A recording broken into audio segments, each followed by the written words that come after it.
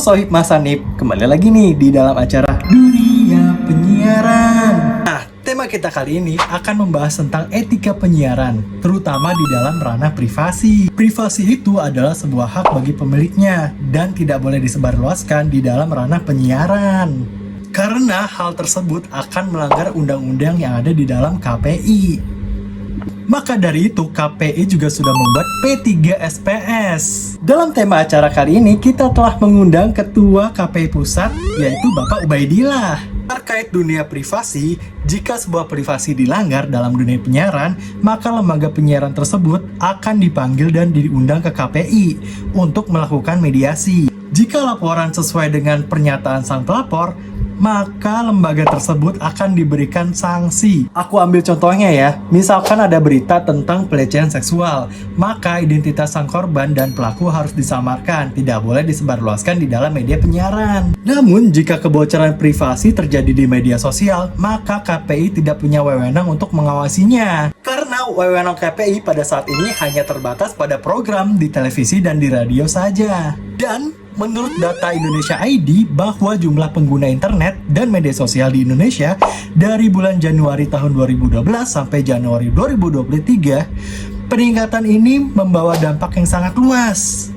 Sisi positifnya adalah masyarakat dapat dengan bebas mengakses informasi, bebas untuk berpendapat, dapat membuat konten atau mendistribusikan konten melalui platform media sosial. Saking pesatnya pertumbuhan media sosial, maka banyak orang yang berlomba-lomba nih untuk membuat konten positif. Dan konten tersebut pastinya dong akan mendapatkan apresiasi dari masyarakat dalam jumlah like, views, dan juga komentar yang baik-baik.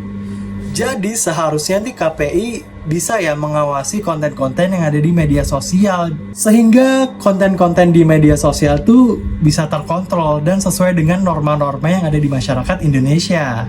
Nah, kemarin tuh udah ada banyak nih email yang masuk ke kita terkait pertanyaan di tema kita kali ini. Dan aku udah pilih nih salah satu pertanyaan yang menarik buat aku. Langsung aja yuk kita tanya pendapat dari ahlinya. Terkait privasi ya seseorang yang dinaikkan di media.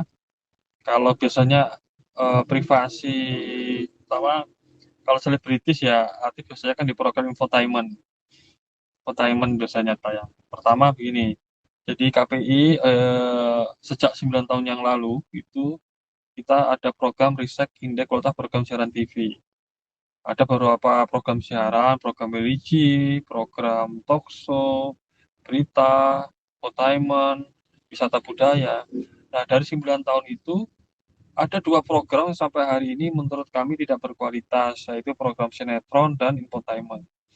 Kenapa infotainment? Salah satunya adalah sering membuka privasi-privasi artis yang berlebihan. Tapi mungkin bisa jadi program itu juga bagian dari gimmick juga, gitu loh.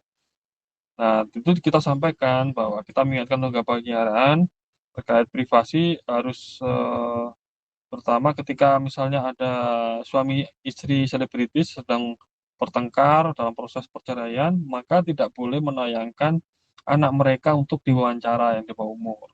Itu harus dilindungi. Meskipun nggak tahu anaknya siapa, tapi harus disamarkan baik dari segi nama maupun wajahnya. Karena ini dalam rangka konteks perlindungan anak. Nah, sedangkan soal privasi lain, misalnya orang tiba-tiba privasinya dibongkar di media, di TV misalnya.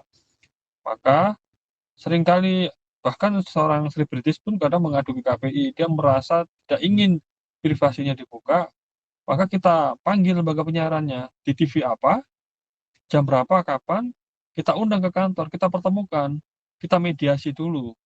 Dan ternyata si pengadu ini merasa dirugikan, kami bisa memberikan sanksi ke lembaga penyiaran kalau memang mediasinya tidak berhasil.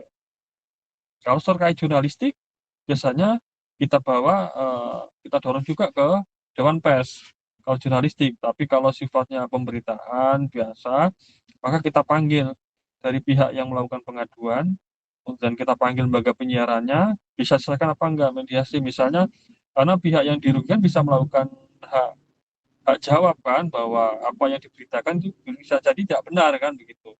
Apalagi merasa dirugikan, privasinya dibongkar.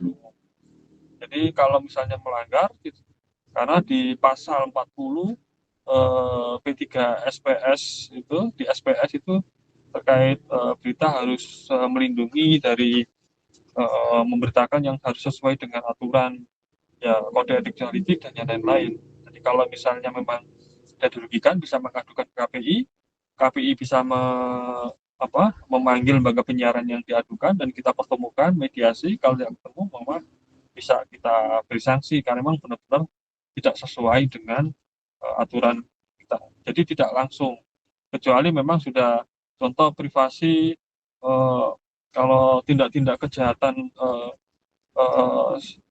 ada misalnya anak menjadi korban kekerasan seksual, maka si korban itu, baik si korban maupun keluarganya tidak boleh wajahnya maupun namanya disebutkan di lembaga penyiaran, baik TV maupun radio, harus ya inisial atau yang lain harus disamarkan. Tapi kalau sampai kelihatan wajahnya, itu langsung kami berikan sanksi dan tidak ada toleransi kepada lembaga penyiaran karena itu harus dilindungi. Itu Mas Hanif. Nah, itu dia jawaban dari Bapak Ubay terkait pertanyaan di tema kita kali ini. Intinya, segala informasi mengenai privasi itu harus dijaga, nggak boleh disebarluasin di media sosial, apalagi di dalam penyiaran. Jika sebuah lembaga penyiaran melanggar peraturan mengenai privasi, maka lembaga tersebut akan dikenakan sanksi dan dipanggil oleh KPI. Oke Sohib, sekian dulu ya episode dari dunia penyiaran kali ini. Minggu depan episode kita akan membahas tentang kuliner viral yang ada di Jakarta. Ini pamit undur diri dan sampai jumpa di episode berikutnya.